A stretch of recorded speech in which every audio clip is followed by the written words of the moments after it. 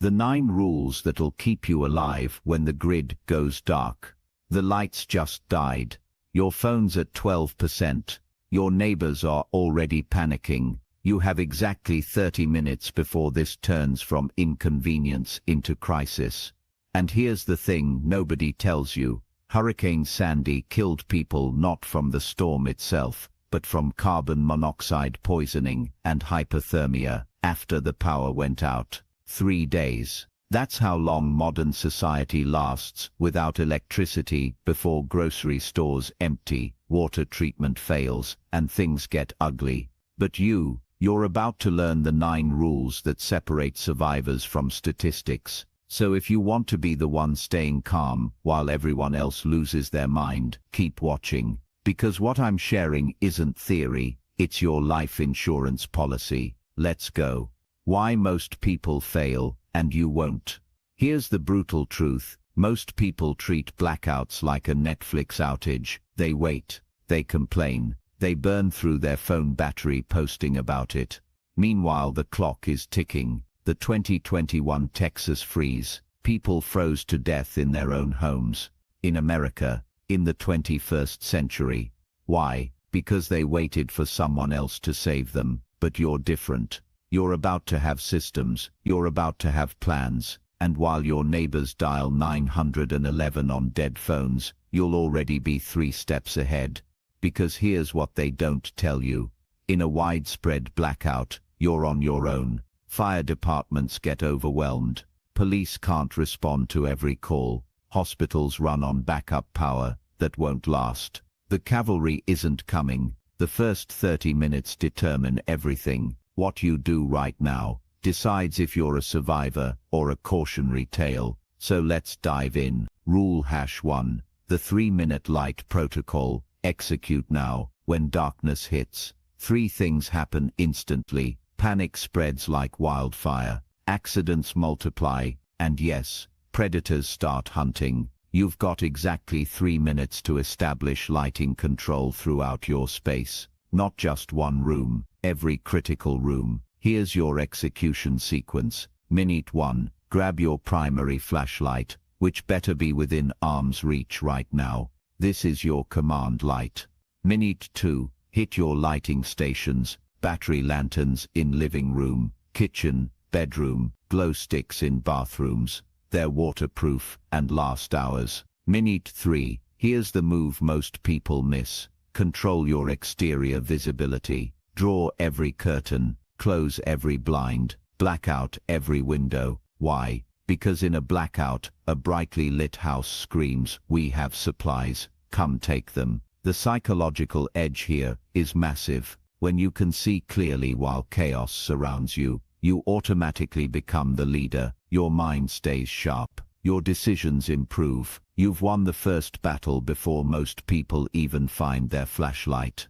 Time check. 3 minutes. You're already operating from strength, while your neighbors are still fumbling in the dark. Rule #2. The water fortress strategy. 10-minute window. After light, water is everything, and your window to secure it. Closing fast. Here's what people don't realize.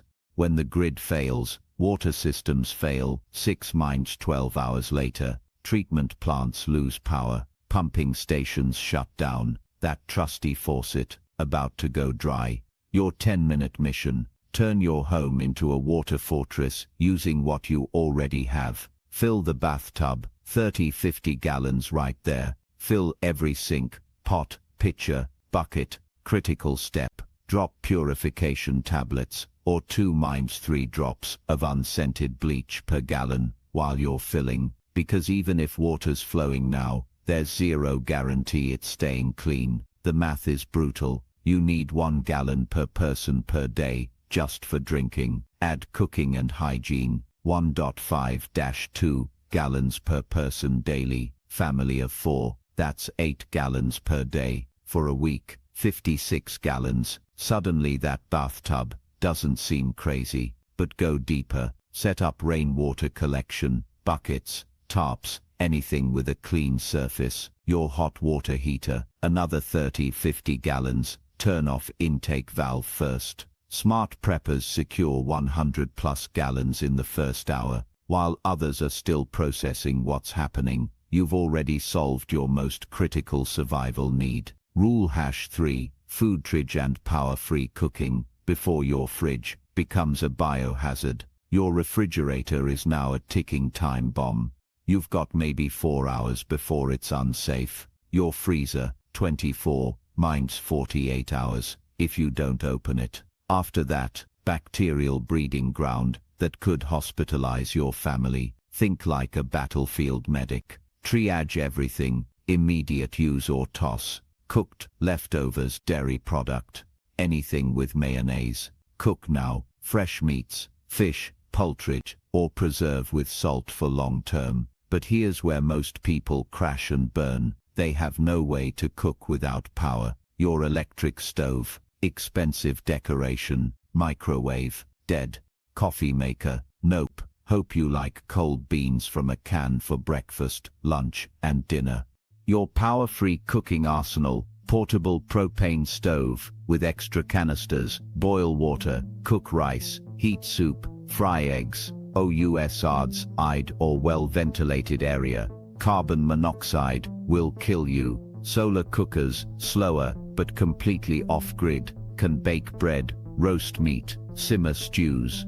Pro tip: create a 72-hour meal plan using only shelf-stable foods and alternative cooking methods. Practice it now while power's on, because when crisis hits, you don't want to be reading instruction manuals by flashlight. Your foundation: canned soups, stews, chili, vegetables, rice, pasta, dried beans for bulk calories, peanut butter, crackers, granola bars, zero cooking. Secret weapon: comfort foods. When your world turns upside down, familiar tastes provide psychological comfort worth its weight in gold. Rule #4, win the temperature war before it kills you. Whether blazing heat or bone-chilling cold, losing control of your environment is a death sentence waiting to happen. Winter protocol: hypothermia is a sneaky killer. Stop trying to heat your entire house. That's amateur hour.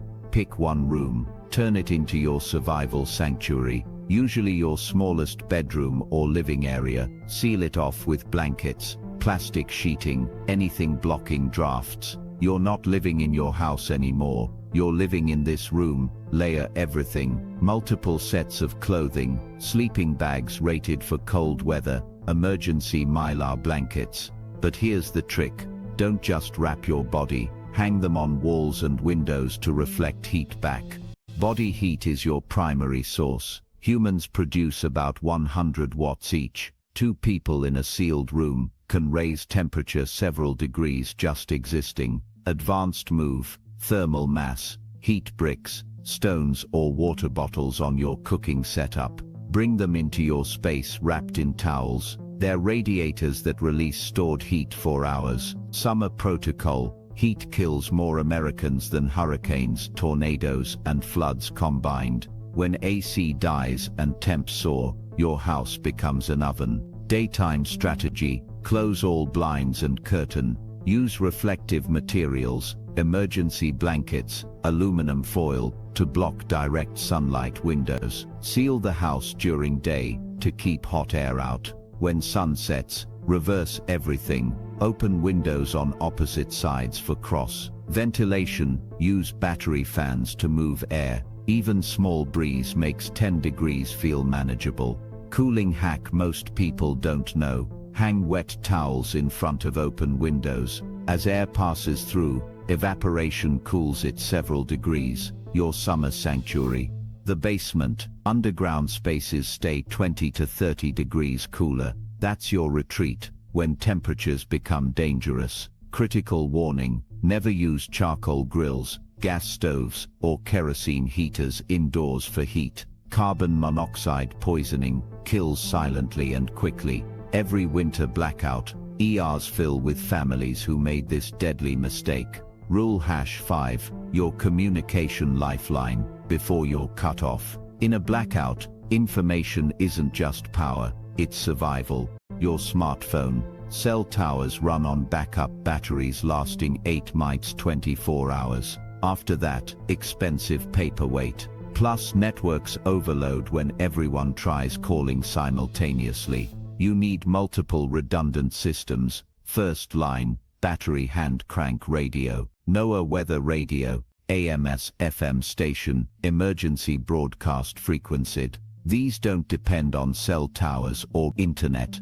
Two-way communication, walkie-talkies. Decent models have several mile range, zero infrastructure needed. Some work when everything else fails. Keep your phone alive. Solar chargers work even in cloudy conditions. Hand crank power banks, 15 minutes cranking, emergency call, advanced strategy, communication schedule, create it with family before emergencies. Specific check-in time, specific methods to use backup meeting locations, if you can't reach each other, electronically.